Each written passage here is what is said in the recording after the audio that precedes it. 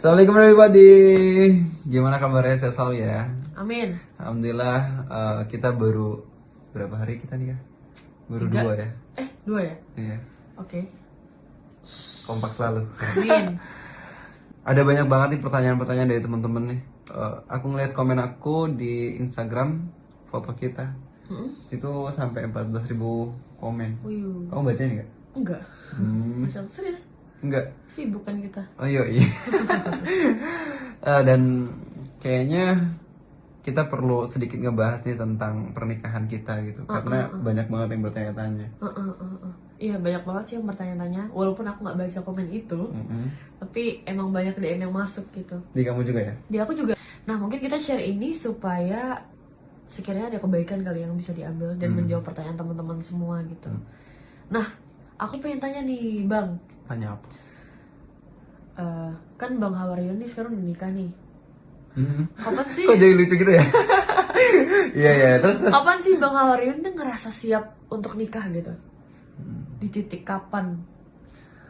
Sebenarnya itu adalah pertanyaan dengan jawaban yang panjang banget. Oh gitu. Tapi intinya ketika seorang siap nikah tuh dia harus punya 4 hal, minimal 4 hal ya. Kalau kata Rasulullah sih sebenarnya sederhana. Menistata amin kumul ba'ah falyatazawwaj. Barang siapa yang di antara kalian bisa ba'ah tuh organ reproduksinya berfungsi, maka menikahlah gitu. Tapi ada ulama lain yang menjelaskan bahwa ba'ah itu adalah segala sesuatu yang diperlukan dalam pernikahan, dan itu bukan sekedar organ reproduksinya tuh berfungsi dengan baik ya. Sedikitnya ada 4. 1, persiapan fisik. Jadi kalau anak SD gitu pengen nikah, ya, fisiknya kan belum sempurna tuh, iya belum bisa nikah ya. Terus yang kedua persiapan sakofah, persiapan ilmunya gitu, ilmunya. Yang ketiga, kalau ada anak kecil, kemudian dia walaupun ilmunya dia banyak, tapi dia masih kecil, tetap aja dia belum masuk untuk nikah. Okay. Jadi secara umur dia matang, secara ilmu juga dia harus matang, terus kemudian secara emosional. Nambah masalah, nambah beban. Nah, masalah dan beban, dan itu kita harus arungin sampai kita tua. Oke, sampai meninggal. Saya meninggal. Nah, itu tuh beban kan, sendiri aja beban, terus kemudian kita harus bawa orang lain. Walaupun aku nggak nganggap kamu beban ya. Aku nganggap kamu anugerah.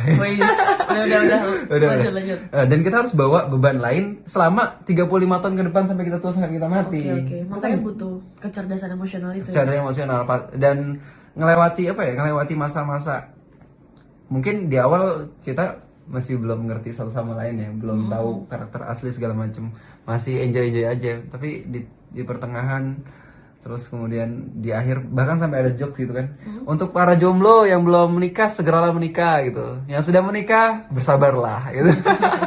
Ya kalau udah bersabar apa Sat? Tingkatkan kesabaranmu. Itu kayak seolah-olah pernikahan tuh horor banget gitu. Iya. Terus yang keempat itu persiapan finansial. Pada saat aku datang ke Ustadz Felix, aku menganggap Ustadz Felix tuh sebagai guru aku lah gitu, lebih dari sekedar guru bahkan. Maka aku percayain sama Ustadz Felix. Ustadz Felix nih yang bisa nilai aku tuh udah siap apa enggak. Ustadz Felix bilang waktu itu pernah, aku bilang ke Ustadz Felix, Ustadz kenapa Ustadz setahun yang lalu ya, aku bilang ke Ustadz Felix, Ustadz aku pengen nikah, enggak kamu belum siap. Ustadz aku pengen nikah, enggak kamu belum siap. Ustadz aku pengen nikah, enggak kamu belum siap. Itu mohon maaf, agak ngebet ya. Gitu. 3 kali loh. Enggak, maksudnya pertanyaan yang sama tapi diulang di waktu yang berbeda. Oke. Terus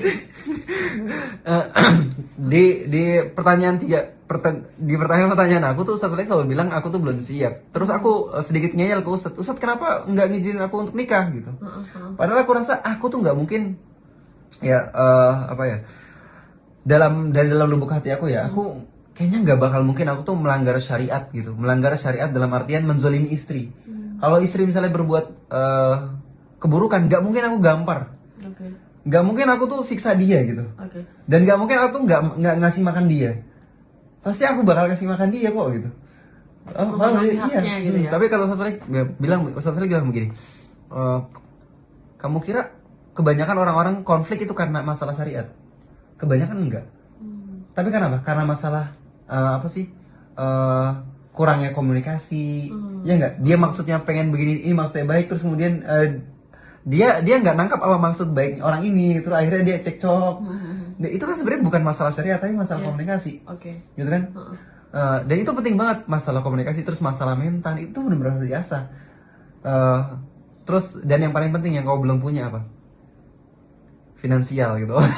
Iya saya pernah ya, iya saya ngelihat kamu memang sudah matang secara fisik, terus kemudian kamu juga matang secara sakofah gitu, terus kemudian emosional kamu sudah mulai terbangun, tapi secara finansial kamu belum gitu ya. Makanya setelah buku Adam terbit, alhamdulillah aku bisa dapat uang dari situ gitu ya. Itu modal buat nikahin orang di samping aku ini. Easy abis. Nah, jadi indikator siap nikah itu ketika kamu tuh sudah memenuhi 4 ini gitu ya.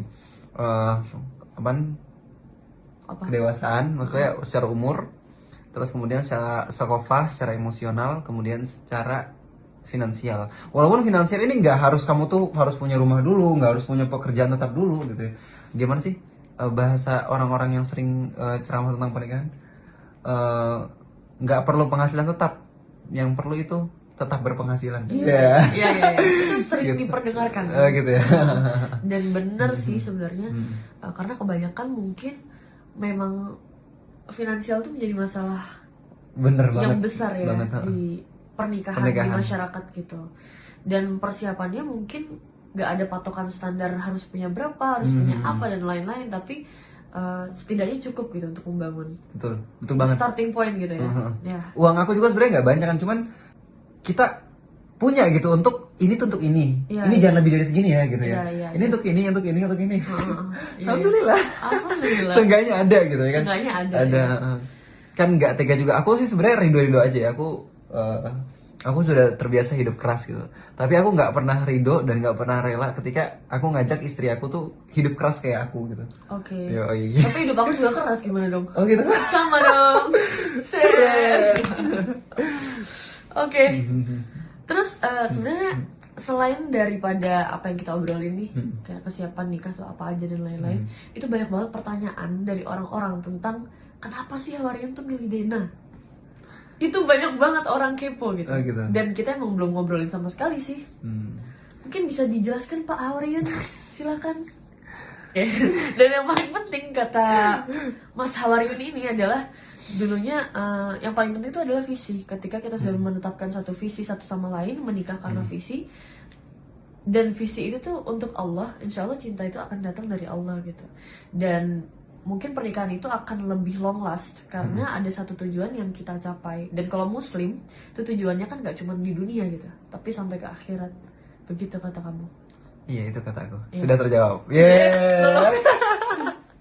Dan Allah kasih kita perasaan. Perasaan itu sifatnya fluktuatif, berubah-ubah gitu. Kalau kita misalnya nikahin seseorang itu karena perasaan kita suka sama wajahnya, walaupun itu boleh ya. Cuman kalau itu dijadikan standar utama kita menikahi dia, itu perasaan itu akan berubah. Terus kalau kita nikahin dia karena harta, tentunya harta berapa banyak kita lihat orang-orang yang punya duit harta banyak cuman dia bercerai. Iya kan? Itu tidak menjamin kelanggengan dia gitu. Popularitas juga itu akan hilang kan. Aku juga sebenarnya nggak yakin nih Instagram aku nih akan bertahan 5 sampai 10 tahun ke depan gitu. Karena orang-orang yang hits di Aks FM dulu itu nggak hits di Instagram. Orang-orang yang belum tentu hits, sorry. Orang-orang yang hits di Twitter belum tentu hits juga di Instagram. Jadi mungkin ketika media sosial bergeser, ya aku juga nggak bisa terkenal lagi. Dan kalau itu menjadikan satu-satunya tolak ukur kita menikahi dia, ketika jabatannya atau popularitasnya hilang, kita hilang juga dong cintanya. Ya kan? Maka harus ada sesuatu yang lebih dari itu. Yaitu menurut aku sih ya kesamaan visi. Dan itu aku temuin sama orang di sebelahku ini. Kesamaan visi. Gimana? Apa sih yang pengen kita lakuin setelah pernikahan? Bukan pernikahannya itu gimana? Jadi bukan hari H, tapi hari setelah hari H. Makanya pada saat ta'aruf sama kamu kan aku bilang gimana kalau plannya kita nanti ngelakuin ini mau nggak diarahin sama ini gitu kan. Gitu kan? Kita sebelum memantapkan untuk nikah pas ta'aruf juga kita udah nyusun skema dakwah ya. Skema dakwah. Tapi itu ketika kita udah yakin sama satu sama lain sih. Jadi yakin dulu, terus menentukan skema dakwah, makin yakin, udah. Nikah deh, apa sih? Jadi kenapa aku nikahin Dena? Karena aku ngerasa aku punya partner yang satu visi sama aku, dan Dena juga punya sesuatu yang gak aku punya. Beda banget karakter kita, serius. Iya. Iya kan? Iya. Beda, dan aku rasain itu sih. Iya, sama. Dan pas taruh aku ngerasa dia bisa banget ngelengkapin kekurangan aku gitu. Sama sih. Sama ya, tas. Kebanyakan tasnya kita. Oke, itu aja jawabannya. Iya, karena visi gitu. Karena sesuatu yang fisikal itu nggak lebih penting dibandingkan sesuatu yang non fisik.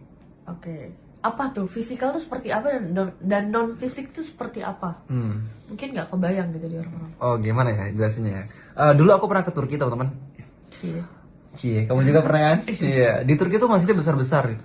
Ya jelas ya, Turki itu kan bekas kehilafahan Islam yang terakhir. Jadi peradabannya luar biasa, masjidnya besar-besar. Dan yang aku sedih tuh ketika aku masuk ke dalamnya, itu yang datang tuh sebaris, 2 baris gitu. Padahal masjidnya indah banget, karpetnya luar biasa, terus lampu-lampunya bercahaya indah banget lah pokoknya. Tapi orang yang ngisi di dalamnya tuh sedikit gitu. Padahal fisiknya bagus gitu, ya nggak? Berarti apakah sesuatu yang kalau fisiknya bagus, apakah menjamin isinya bagus? Belum tentu. Enggak juga. Tapi kalau dalamnya bagus, insya Allah fisiknya itu bisa dibangun. Nah sekarang kalau kita lihat nih, misalnya kalau ada orang-orang, kalau kita ke masjid kemudian ada 2 kotak amal. Yang satu infak untuk pembangunan masjid, yang satu infak untuk program masjid. Kira-kira lebih banyak mana yang cepat diisi penuh? Pembangunan. Padahal yang lebih penting adalah programnya. Ya kan? Kalau misalnya masjidnya bagus, udah direnovasi segala macam gitu ya. Terus kemudian gak ada programnya, ya buat apa masjid bagus-bagus, ya kan? Tapi misalnya kalau programnya jalan, aktivitasnya banyak di situ, anak muda pada nongkrong di situ, kemudian anak-anak juga pada main di situ, ada TPA-nya, ada taklimnya banyak gitu. Pasti bangunannya ikut terbangun juga gitu. Jadi kalau misalnya di pernikahan apply ke mungkin konteksnya wanita ya. Kan Bang iya benar. Ya. Konteksnya wanita. Kalau di apply itu percuma mereka make up, skincare dan lain mempercantik fisiknya, tapi mereka mungkin nggak punya visi gitu. Isinya. Kalau di dalam Al-Qur'an Allah bilang kan fankihu ma tobalakum minan nisa. Jadi kalau dalam bahasa Arab ma itu artinya apa? Kalau man itu artinya siapa? Jadi fankihu ma, Allah bilang fankihu ma, bukan fankihu man. Nikahilah apa gitu, bukan nikahilah siapa. Jadi nikahilah apa yang ada dalam diri dia bisa apa, dia punya apa visi dia gitu. Bukan siapa dia, seperti apa bentuknya, wajahnya seperti apa, matanya seperti apa, hidungnya seperti apa, seksi enggak gitu, bukan itu. Yang Allah suruh ke kita tuh untuk memperhatikan apa yang ada pada diri dia. Siap. Inner, ya kan? Inner.